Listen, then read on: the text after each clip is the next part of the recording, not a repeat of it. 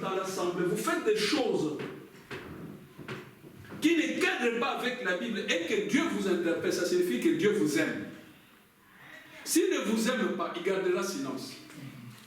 Et ce sont ces choses-là qui conduiront des milliers de gens en enfer. C'est ainsi que je dis. Les billets qui vont amener les gens en enfer coûtent très cher. Tandis que les billets pour amener les gens au ciel, c'est gratuit. Pourquoi? Jésus-Christ a payé les prix avec son sang. Mais pour aller en enfer, par exemple, si tu trouves une copine, il faut l'habiller, ça demande de l'argent. Il faut lui acheter des cabellos, ça demande de l'argent. Il faut la faire voyager, ça demande de l'argent. Il faut payer des hôtels qui coûtent cher. Il y en a même qui ne soutiennent pas l'œuvre de Dieu, mais ils vont soutenir l'œuvre du diable en multipliant des copines. Très bien, multiplier des copines. Mais c'est ça le billet qui t'amènera en enfer. Vous comprenez qu'aller en enfer, ça demande beaucoup d'argent. Parfois, il faut acheter des beaux habits pour impressionner, séduire la femme. Mais tandis que pour venir à l'assemblée, on vous demande, habillez-vous simplement, modestement, venez. Dieu ne va pas vous le jeter. Alléluia. Amen. Les billets pour aller en enfer coûtent extrêmement cher. Mais les billets pour aller au ciel, c'est moins cher. Revenons maintenant à notre texte. Notre référence, c'est Acte 13.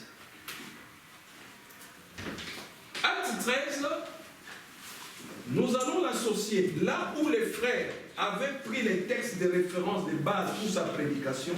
C'est 1 Jean chapitre 4, verset 4. Si quelqu'un le trouve, qu'il le lise pour nous tous. 1 Jean 4, 4. 1 Jean chapitre 4, verset 4. Quelqu'un a trouvé? Frère Jean-Marie? 1 Jean 4, 4.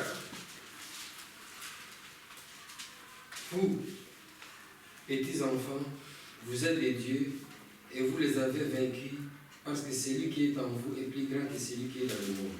Amen. Amen. La Bible dit, vous petits enfants, vous êtes des dieux et vous les avez vaincus. Donc il n'y a pas de combat. Nous les avons vaincus en Jésus-Christ. C'est-à-dire nos ennemis. C'est-à-dire l'Antichrist. C'est-à-dire Satan. Il a été vaincu à Golgotha. La Bible dit, vous petits enfants, vous êtes des dieux. Et vous les avez vaincus. Parce que celui qui est en vous, Jésus-Christ, est plus grand que celui qui est dans le monde. Est-ce que vous le croyez? Amen. C'est ce que nous avions illustré ici, ou nous allons illustrer avec les textes des Actes 13. La Bible dit qu'il y avait dans l'église d'Antioche des prophètes et des docteurs. J'attirais votre attention en disant que, en général, dans nos assemblées aujourd'hui, on ne trouve qu'un seul ministère. C'est le ministère pastoral. C'est-à-dire le ministère fait par des pasteurs. Alors, beaucoup de gens veulent devenir des pasteurs. Ils se battent pour ça. Ils se battent pour prêcher. Alors, la question est, mais pourquoi ils ne se battent pas pour d'autres ministères? Est-ce qu'ils savent qu'il y a d'autres ministères qui existent? En tout cas, ici à Antioche, on ne parle pas des pasteurs. On parle de deux sortes de ministères. Il y avait dans l'église d'Antioche des prophètes et de docteurs. Si vous l'avez constaté, moi, dans ma manière de faire et de prêcher, je ne suis pas docteur. Je ne suis pas non plus un prophète. Même si par moment Dieu peut me donner des prophéties. J'en ai fait une ici.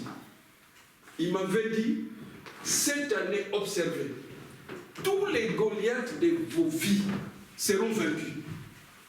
C'est-à-dire l'année 2000 2022. Alors Dieu m'avait donné un passage en disant, conformément à ces passages, je crois que c'était les psaumes 60. Sinon, je vous les donnerai après. Les psaumes 60 dit, avec Dieu nous ferons des exploits. Amen. Il vaincra tous nos ennemis. Ça, c'est la prophétie. Quand on vous donne une prophétie, il ne s'agit pas seulement qu'on vous cite Dieu va faire ceci, cela, etc. Il y a un passage biblique qui doit soutenir cela. Alléluia. Amen. Voilà pourquoi le Saint-Esprit m'avait donné ce passage. Je répète, cette année 2022, chacun d'entre nous connaît les Goliaths qui dérangent sa vie.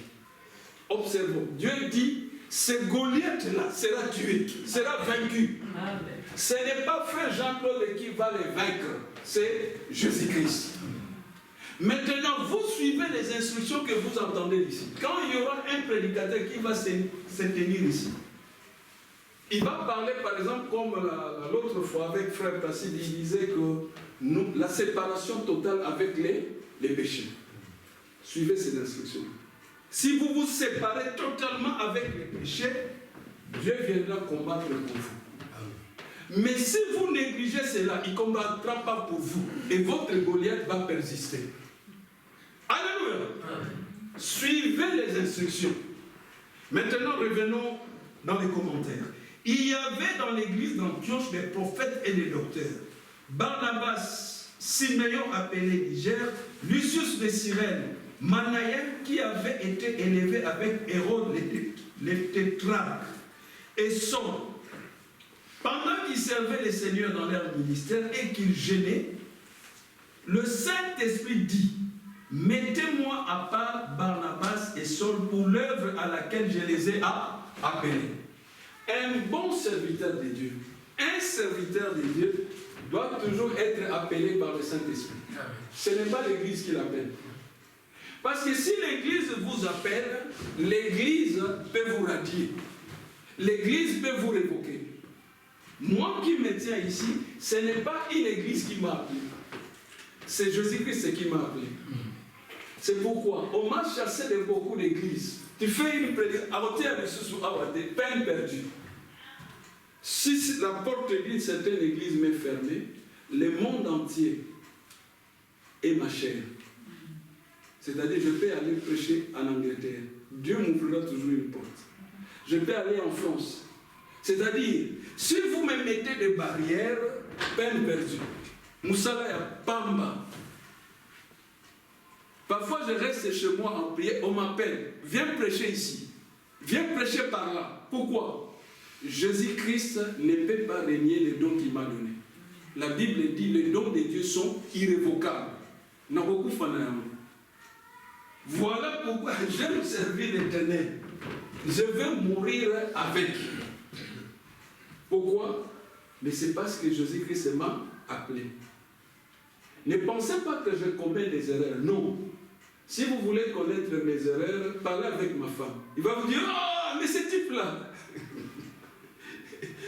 Mais malgré mes erreurs, Pamba, les dons de Dieu sont irrévocables. Il ne peut pas révoquer. Si Dieu, par exemple, vous a donné la beauté, il vous a donné l'intelligence, il ne peut pas retirer. Tu seras intelligent, même si tu n'étudies pas, toi tu seras toujours brillant. Il y a certains, Dieu leur a donné l'argent, dinero. Et ça, même s'il ne termine pas l'université, lui aura toujours beaucoup d'argent. Toi, tu peux changer autant de commerces. Bamba, tu n'en auras pas. Mais lui, Dieu lui a fait don d'avoir de l'argent. Il y a des gens qui ont le don de beaucoup voyager. À Tabokangi aéroport, au Corona, il y a pour voyager caca. C'est un don. Alléluia. Voilà ce que Dieu fait. Quand il donne un don, il ne peut pas retirer. Joseph, lui, avait reçu le don. Il faut à Konza. Il doit régner. Et Dieu ajoute un détail. Il faut bango nyos, na papa, na maman. Il faut pas foutre. Alors, les frères ont entendu ça. Tiens, tiens. Donc, toi, petit, nous, on viendra s'agenouiller. Oui, c'est ça que ça signifie. Il ne faut pas faire peur à Dieu.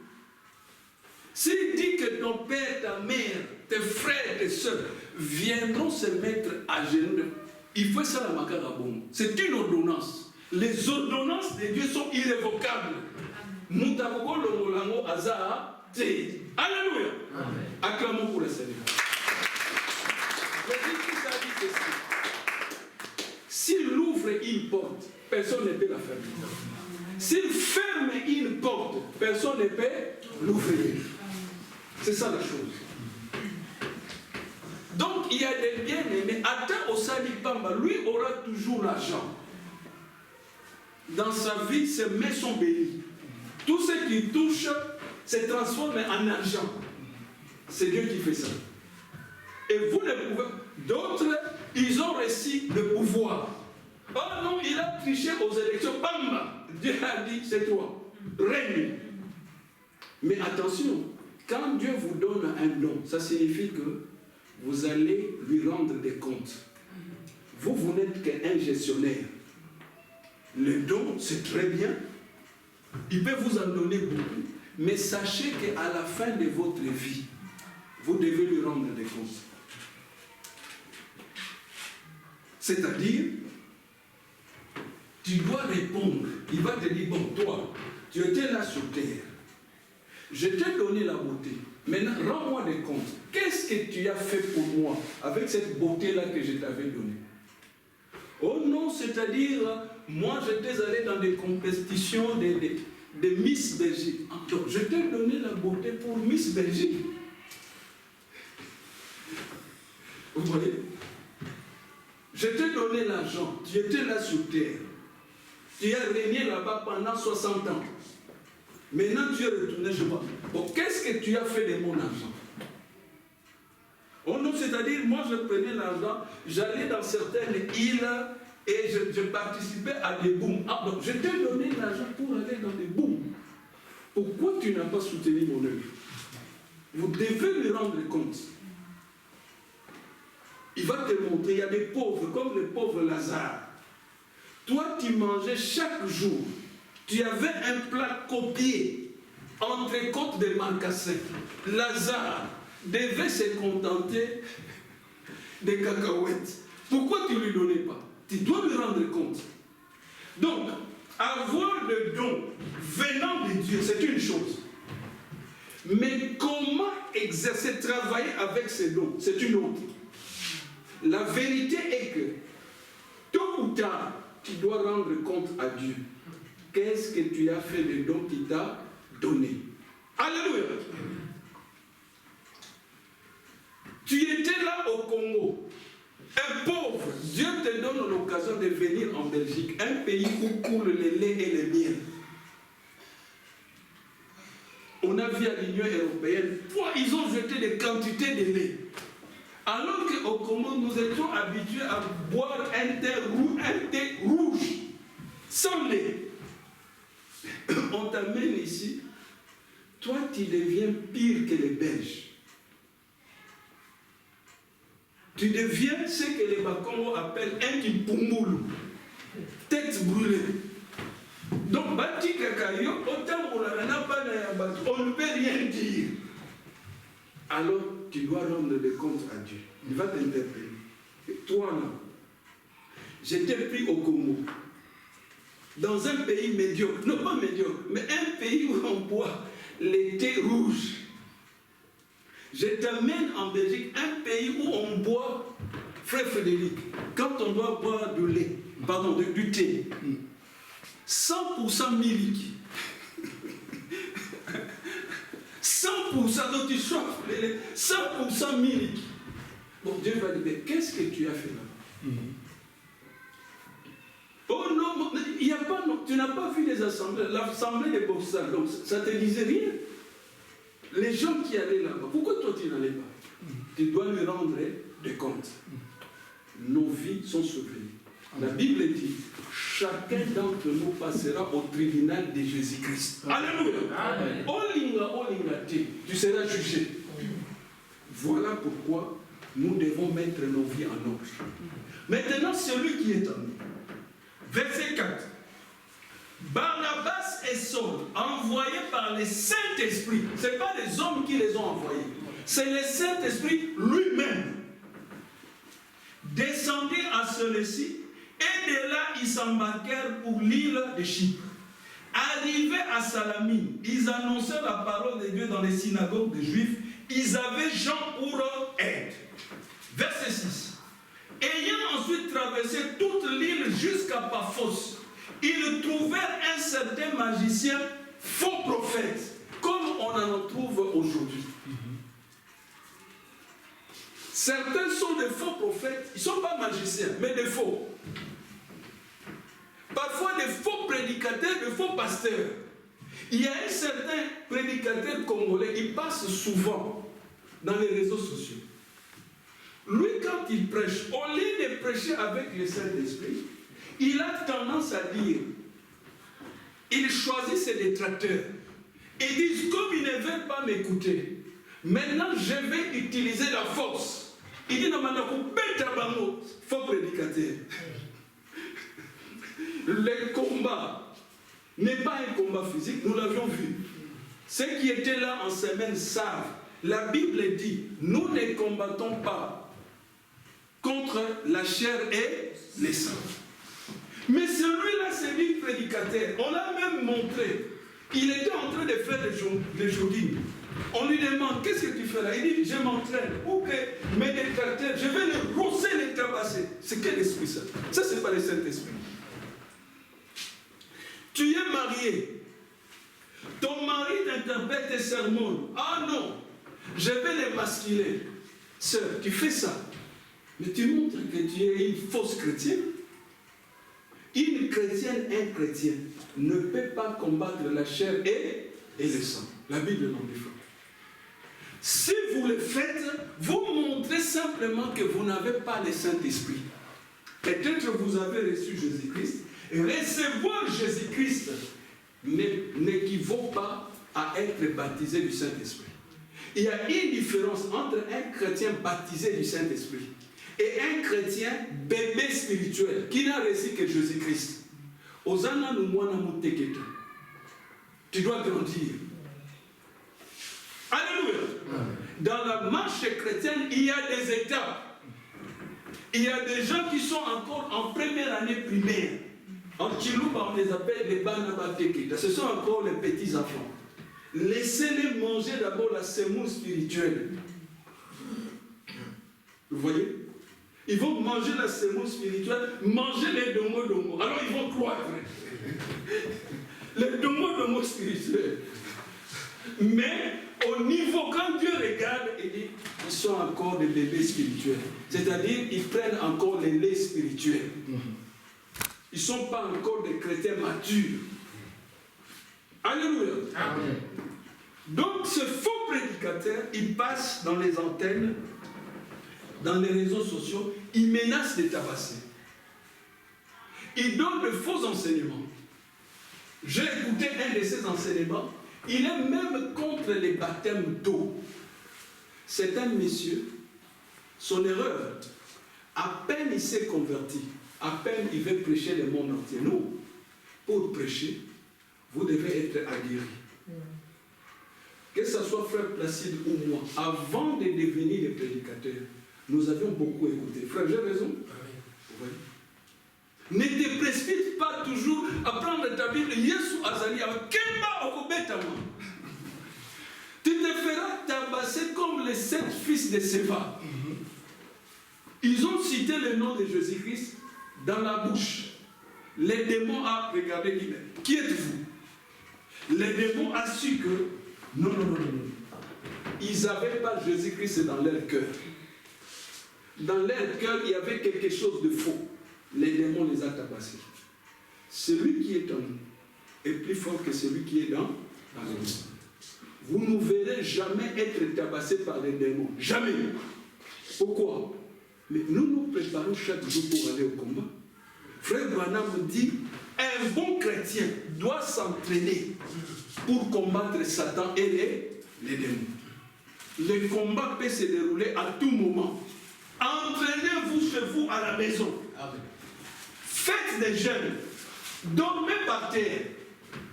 Laissez un peu votre femme tranquille. Parfois pour combattre, Dieu dit, ne touchez pas aux femmes. Si tu es un homme qui touche à une femme, tu vas perdre le combat. Ça demande des sacrifices. Je ne dis pas que vous ne devez pas continuellement toucher à votre femme. Non. Mais même les militaires, observez, les militaires du monde, quand ils vont au combat, dites-moi qu'ils amènent aussi leurs femmes. Non, ça n'existe pas. Les femmes restent à la maison. Ce sont les hommes qui vont combattre. Est-ce que j'ai raison? Non. Dieu fait la même chose. Mais toi, toujours, décapez-moi là-bas. Non. Oh, non, quel message? Tu dois être un soldat de Christ. Les militaires n'amènent jamais leurs femmes au combat. Ça n'existe pas.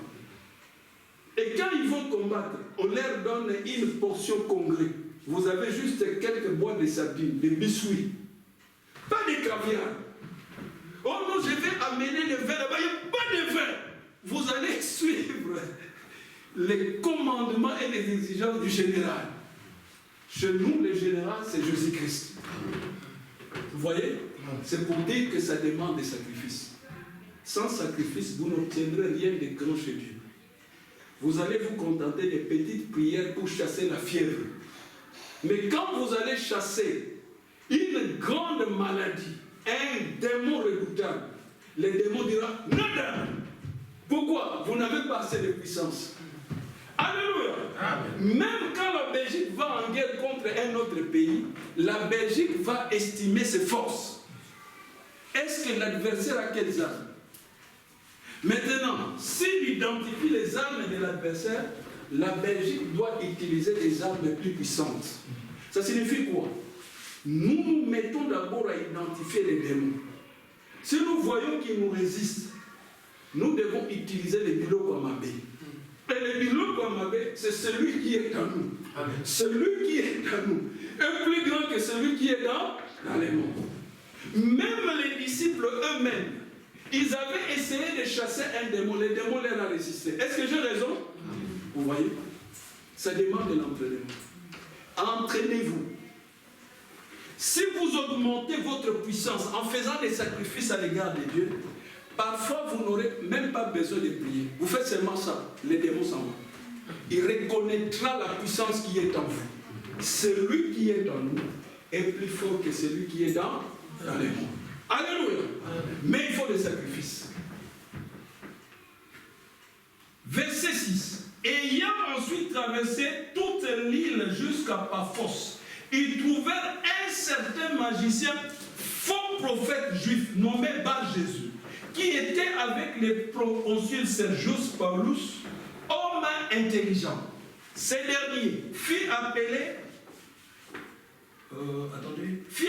Barnabas et Saul et manifesta le désir d'entendre la parole de Dieu. Mais Élymas le magicien, car c'est ce que signifie son nom, leur faisait opposition, cherchant à détourner de la foi les proconsuls. Vous savez, si vous êtes évangéliste, vous vous préparez pour une campagne d'évangélisation. Vous devez bien vous préparer. Ne pensez pas que tout le monde qui viendra dans votre campagne d'évangélisation viendra là comme fanatique, comme adhérent. En général, vous allez rencontrer ce qu'on appelle l'opposition. Si vous ignorez ce que c'est l'opposition, demandez un entretien avec le président Tshisekedi. Il vous expliquera très bien ce qu'on appelle l'opposition. C'est-à-dire, vous détenez le pouvoir. Mais en face de vous, ce n'est pas des enfants de cœur. C'est-à-dire, ce sont des gens dans lesquels votre ennemi Satan est assis. Et Satan va vous résister. En d'autres termes, campagne d'évangélisation, ça signifie puissance contre puissance. Autorité contre autorité. C'est un défi que vous lancez dans le cadre de Satan. Vous devez bien vous préparer. Ce jour-là, au Kenya, si Tommy Osborne n'était pas bien préparé, on allait lui fracasser la mâchoire par Haïdine Abala et ses acolytes. Puisqu'ils avaient un plan, ils ont dit on va les tabasser là même où se déroule la campagne. Donc quand vous venez dans une campagne d'évangélisation, les sorciers du lieu peuvent vous défier. Ne pensez pas que les sorciers font de l'enfantillage. Ils ont une réelle puissance. Il faut pas mécailler. Frère Branham a été attaqué par des sorciers en Allemagne. Il tenait une campagne d'évangélisation dans une certaine tente. Les sorciers ont commencé à faire des incantations. Un vent violent est descendu sur cette tente, menaçant d'arracher la tente. Mais malheureusement, ces sorciers ne savaient pas. Frère Branham avait des biloko à Mabé. C'est-à-dire, celui qui était en lui était plus fort que tous ces sorciers. Et c'était qui? Jésus-Christ. Alors, frère Branham a défié les sorciers avec autorité. Dieu a arrêté ces vents. Parce que le maître, le prince de ce monde, Satan, il peut entrer dans les vents. Il peut terroriser cette assemblée ici. Il a les moyens de le faire. Pourquoi il le fait? Mais Dieu lui a donné une puissance. Les principes de Dieu, les dons de Dieu sont irrévocables. Satan a beau s'amuser avec ça, détruire les gens. Dieu ne va pas retirer la puissance, c'est à lui. Mais qu'est-ce que Dieu fait? Dieu donne à ses enfants les bilopomabé, une puissance supérieure. C'est ça qui nous fait dire, celui qui est en nous est plus fort que celui qui est dans les mondes. Donc Satan a une réelle puissance. Il va impressionner son monde, mais il ne peut pas impressionner. Même, je prends la plus petite, ici c'est Camille. Si Camille défie Satan au nom de Jésus-Christ, Satan ne sait rien faire. Aussi petite qu'elle est, aussi enfant qu'elle est, si elle se positionne au nom de Jésus-Christ, Satan n'aura d'autre choix que de l'étaler. Celui qui est en nous est plus fort que celui qui est dans les mondes. Est-ce que vous le croyez? Amen. Vous devez le croire, sinon vous n'êtes pas chrétien. Vous devenez incrédule. Celui qui est en nous est plus fort que votre patron. Votre patron peut vous malmener, mais vous pouvez le défier au nom de Jésus-Christ. Il saura rien faire. Votre mari peut vous défier. Il peut entrer dans des pratiques magiques, rose, bois, je ne sais pas, franc-maçonnerie. Mais vous pouvez les défier au nom de Jésus-Christ. Et vous allez les vaincre. Il n'aura pas d'autre possibilité que d'être vaincu. Ne faites pas comme une sœur. Cette sœur-là était mariée récemment. Comme cela se passe dans les mariages. Quand on se marie récemment, on se fait beaucoup de bisous. Il y a la joie dans la maison. Mais après quelques années de mariage, les Européens et les Français disent il y aura un démon qu'on appelle les démons du midi. Il faut qu'on il doit tester. Est-ce que vous connaissez cette expression? Qui connaît? Les démons du midi. Ils combattent les mariages. Vous vous êtes mariés, on vous a donné des beaux cadeaux, vous appelez chérie, l'autre là, comme les Congolais, ah, bébé, très bien, bébé. Mais les démons du midi viendront attaquer les mariages. Et selon les observations, en général, ces démons du midi commencent par attaquer les hommes. C'est-à-dire, l'homme aura l'impression que ma femme a fané. C'est une impression, ça commence comme ça. Les démons du midi. Elle n'a plus l'apparence de jeunesse qu'elle avait. Son anatomie a changé. Les démons du midi entrent. Alors les démons du midi vont vous donner une idée. Na Monica, il faut oser moins à 15 ans. C'est les démons du midi qui fait ça. Et comme les sœurs aiment bien protéger leur mariage, cette sœur-là a une mauvaise inspiration. Elle va s'entretenir avec une autre sœur de l'église. Écoutez, si vous avez des problèmes qui vous préoccupent, les conseils que je vous donnerai, voyez les pasteurs, c'est-à-dire voyez Frère Kanu. Jusqu'à ce qu'ils vous disent non, je n'ai pas de solution pour vous, je vous recommande tel, alors vous pouvez y aller. Pour cette sœur-là, elle a parlé de son problème à une autre sœur. Et l'autre sœur-là, qu'elle croyait sage et expérimentée, a souri. Elle a dit, je détiens la solution. Écoutez la solution. Elle a dit, mais ma sœur, tu te soucies pour rien. Ton mari devient un coureur de jupons. Mais la solution a été déjà trouvée. Ah, la solution a été trouvée. Mais oui! Quelle solution? La sœur, là, lui souffle à l'oreille. Moshe le Bende. Qui connaît Moshe le Bende? Vous connaissez? J'en parle ici. Moshe le Bende. C'est quoi? En français, on l'appelle filtre d'amour. Si vous ne connaissez pas, parce que vous me regardez avec les yeux étonnés, ce sont les marabouts qui les détiennent. Les marabouts. Filtre d'amour. C'est, je vais dire, une potion très dangereuse. Cette potion-là, si on la met dans votre nourriture, vous êtes foutu.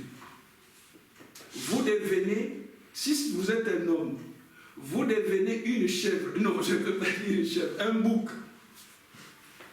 Et votre femme va devenir comme des feuilles de manioc. La relation entre les boucs et les feuilles de manioc, si vous n'avez pas expérimenté, nous au Congo on a expérimenté. Dès que vous mettez les feuilles de manioc, vous mettez un bouc dans les parages, vous êtes foutu. Il sera attiré de manière irrésistible vers les feuilles de manioc. Est-ce que j'ai raison? Amen. Je regarde mon frère là-bas. Frère, est-ce que j'ai raison? Frère Jamal. Vous voyez? Les Congolais qui connaissent, ils appellent ce filtre d'amour Moshe le Bende. Filtre d'amour. Que vous soyez un homme, que vous soyez une femme, si on met cette portion dans votre nourriture, vous mangez, vous êtes foutus.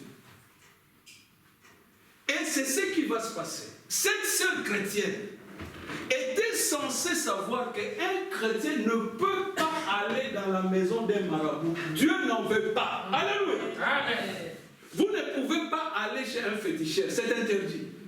Si vous allez là-bas, vous rompez votre alliance avec Dieu. Amen.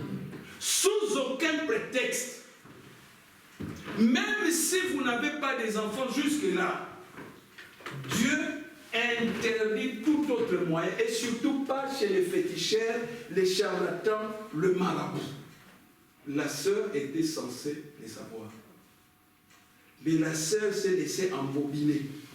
Parce qu'elle voulait toujours être aimée, être le chouchou, être la chérie de son mari. Ce qui était son droit le plus légitime. Elle va aller chez le marabout. Et le marabout va lui demander un peu d'argent. Il dit, tu donnes d'abord une avance. Le mari sera travaillé sous le feu de Moshe le Bende. Je sais comment cette histoire-là fonctionne. Le Saint-Esprit m'en a donné l'explication. Et puis les marabouts qui se sont convertis, ils ont révélé les secrets. Maintenant, le marabout a fait le Moshe le Bende, je vais dire le filtre d'amour. Il lui a donné.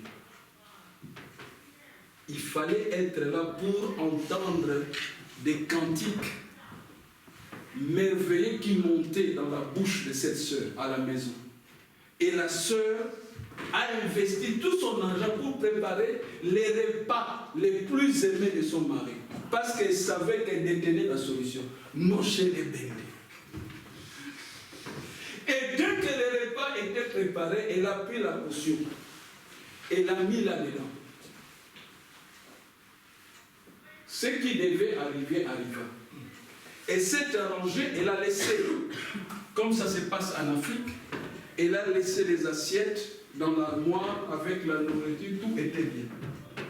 Et puis, Elle est allée se faire une beauté, la coiffure, chez la coiffeuse. Le mari est arrivé, alors leur fille aînée était dans la maison. Le mari demande, est-ce que tu peux me servir tout ça? Alors il demande, mais quel est le repas que votre maman a préparé? On cite les repas.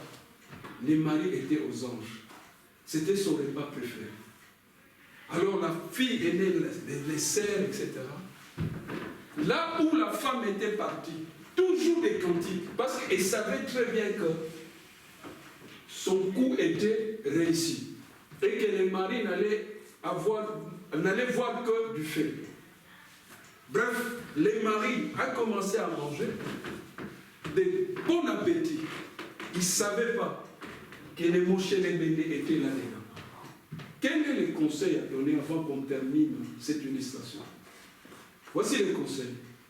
À chaque fois que vous vous trouverez devant un repas, faites un effort de prier avant de les manger. Amen. Ça neutralise d'abord ce qu'on a mis là-dedans. Vous ne savez pas. Ce n'est pas une histoire toujours de Moshe Lebende. Non. Il y a parfois des gens qui manipulent tout ce que nous mangeons. Les bouchers, vous ne savez pas. Quand il coupe la viande, il s'est lavé les mains ou pas, vous ne le savez pas. Mais dès qu'on prépare, vous vous précipitez sans même rendre grâce à Jésus-Christ. Okolia Bilo Kwamambe.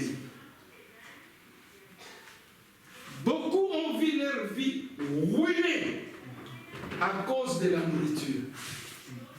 D'autres, ils vont chez McDonald's.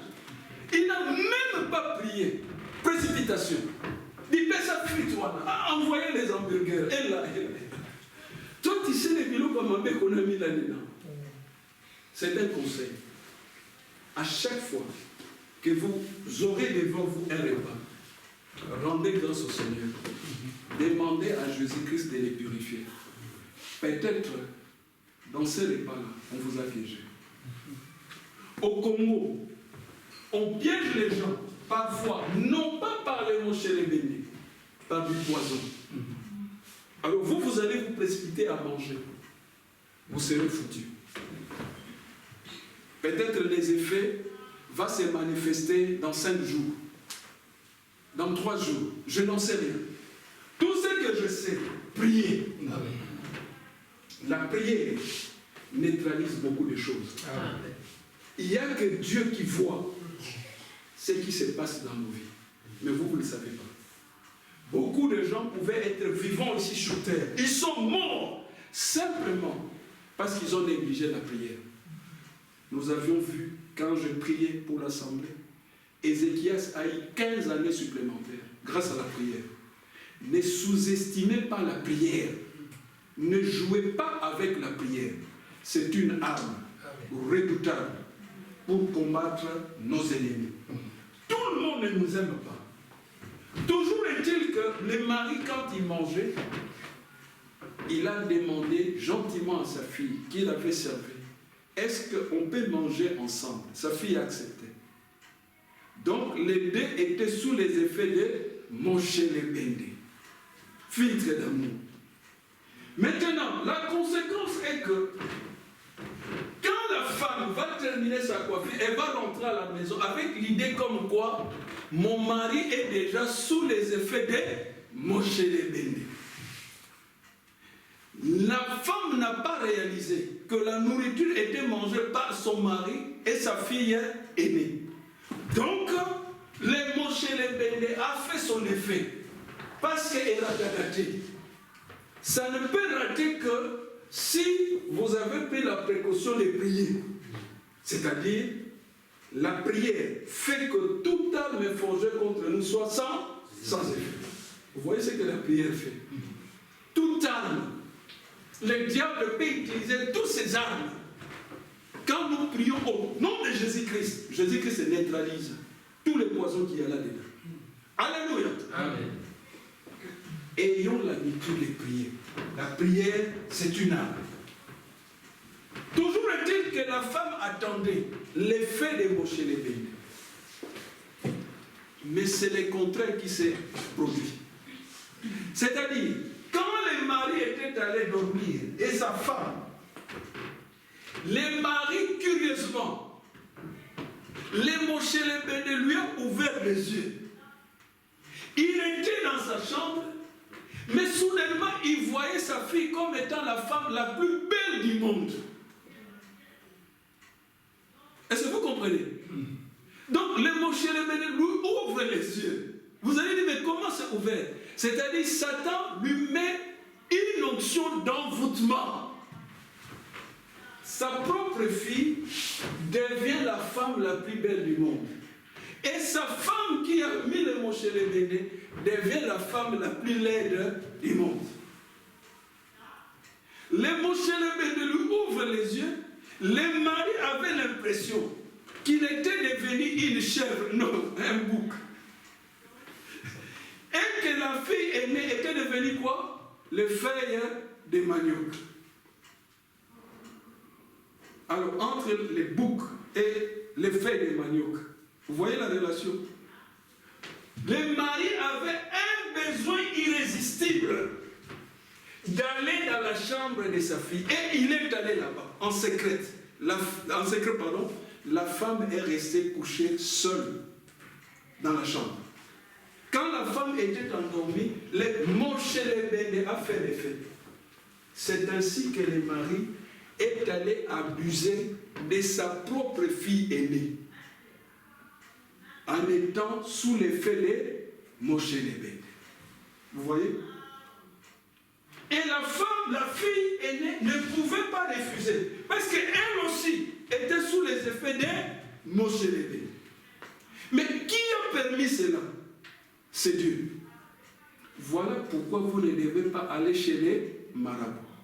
Cette situation d'abomination entre père et fille a perduré pendant 6 mois, puisque les deux étaient envoûtés par les Moshe Lebene. Vous voyez les conséquences?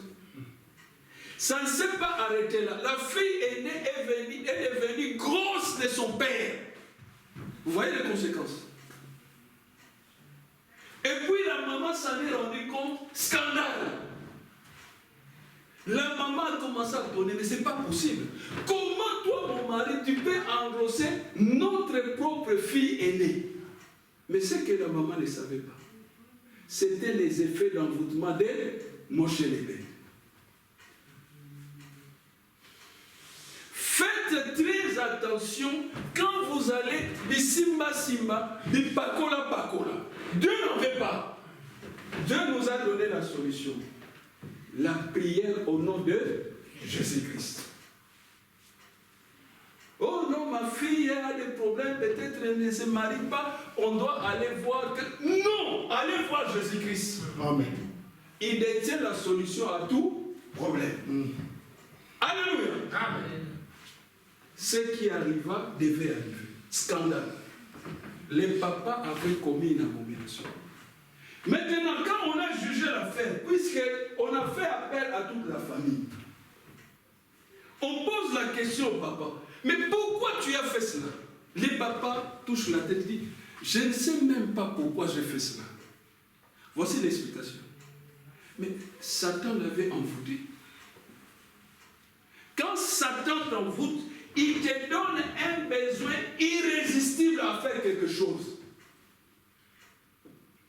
Et cette chose que tu vas faire, c'est toujours contraire à la Bible. Ça signifie que Satan t'a donné une onction. En français, on appelle ça envoûtement. Il y a des gens, ils ont leur iPhone. Nous, on croyait que l'iPhone, c'est pour écouter les prédications et téléphoner aux gens. Non! Toute la nuit, tu regardes des films pornographiques. Tu es sous onction d'envoûtement de Satan. Tu vas faire ta comédie ici, tu vas prier, tu vas danser, tu vas chanter avec nous. Mais Satan sait que la nuit, tu es son esclave. Tu as besoin d'être libéré. C'est ça le combat.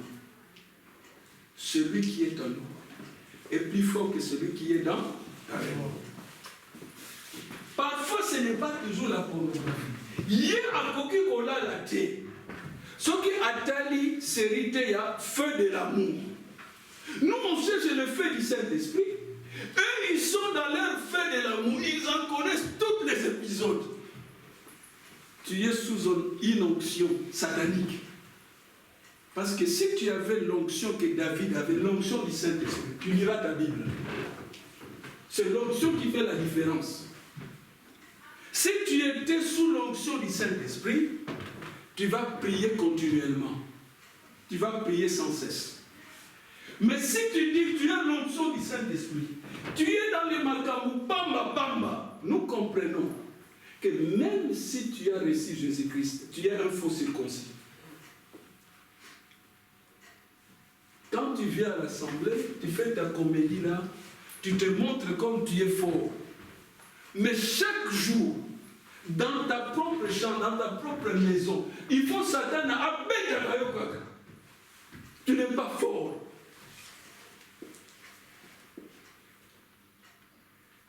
Nous cherchons l'onction. Et cette onction vient par la prière, par la lecture de la Bible. Lis ta Bible, prie chaque jour si tu veux grandir. Laissez les histoires du monde, ça passera. Ceux qui aiment les femmes, Salomon en avait jusqu'à 1000 femmes. Écoutez sa conclusion. Vanité des vanités et poursuite du vent. Vous voyez? Tu veux avoir 2 femmes, 3 femmes. Quand Dieu va tuer ton parti génital, oh non, nous avons quel bilo quoi mabe? Parce qu'on te prêche l'évangile, tu ne veux pas. Tuer ta partie génitale, c'est quoi? Il te rend impuissant. Pour Olaba, Oyeba, que ce sont des choses inutiles. Oyeba, que le corps, c'est le temple du Saint-Esprit. Les deux peuvent le faire. Il y a des gens comme ça. Tika banabasi ya